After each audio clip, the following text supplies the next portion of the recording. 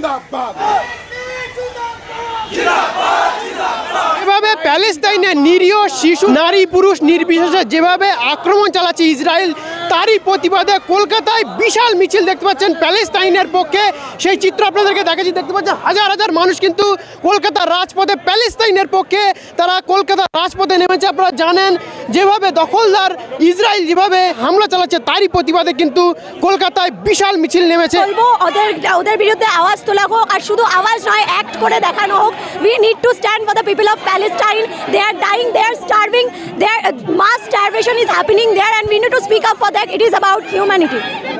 আজকে প্যালেস্তাইনের যে পরিস্থিতি, সেই পরিস্থিতিকে সামনে রেখে আমাদের গণ আন্দোলনের রূপরেখা তৈরি করতে হবে।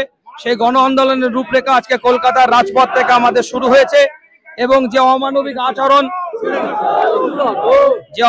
আচরণ চালিয়ে যাচ্ছে প্যালেস্তাইনদের কচি কচি বাচ্চাদের প্রতি এবং মা বোনদের প্রতি, গোটা বিশ্বব্যাপী এই আন্দোলনে কর্মসূচি চলছে। সেই আন্দোলনের একটা আবহাওয়া কলকাতার বুকে আমরা দেখতে পাচ্ছি। ভারতবর্ষের নাগরিক হিসাবে আমাদের নৈতিক দায়িত্ব বলে মনে করি, এবং এটা আমাদের প্রত্যেকটা মানবিক আচরণ মানুষ আজকে এর বিরোধিতা করা উচিত, জাতি ধর্ম বর্ণ সম্প্রদায় নির্বিশেষে। এটাই আমি মনে করি। आप सब जानते हैं অত্যাচারে এবং গণহত্যায় মদত দিচ্ছে, তার বিরুদ্ধে কলকাতার মানুষ, ভারতবর্ষের মানুষ আজকের সোচ্চার হয়েছে। আমরা প্রতিবাদ জানাচ্ছি এই গণহত্যার। অবিলম্বে মার্কিন সাম্রাজ্যবাদকে ফিলিস্তিনের উপর থেকে হাত ওঠাতে হবে, ইসরায়েলের মাথার উপর থেকে হাত ওঠাতে হবে।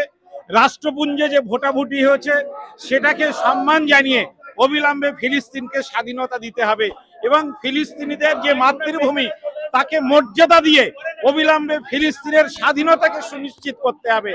যে গণহত্যাকারী ইসরায়েলের প্রধানমন্ত্রী নেতানিয়াহু, তাকে অবশ্যই কাঠগড়ায় দাঁড় করাতে হবে, তাকে ফাঁসি দিতে হবে।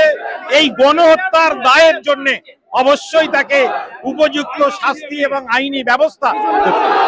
ফিলিস্তিনে যে দীর্ঘদিন ধরে প্রায় 23 মাসের বেশি সময় ধরে ইসরায়েল যে বর্বর আক্রমণ চালাচ্ছে, তাতে সেখানকার নিরীহ নারী পুরুষ সকলেই শিশুদেরকে বম বর্ষণ করে ছিন্ন বিচ্ছিন্ন করে দিচ্ছে।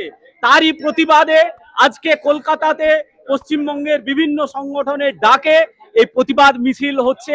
ইসরায়েলের বিরুদ্ধে আওয়াজ উঠছে, এবং ইসরায়েলকে এবং তার নেতৃত্বকে গণ আদালতে তুলে, আন্তর্জাতিক আদালতে তুলে তার ফাঁসির দাবি আমরা করছি।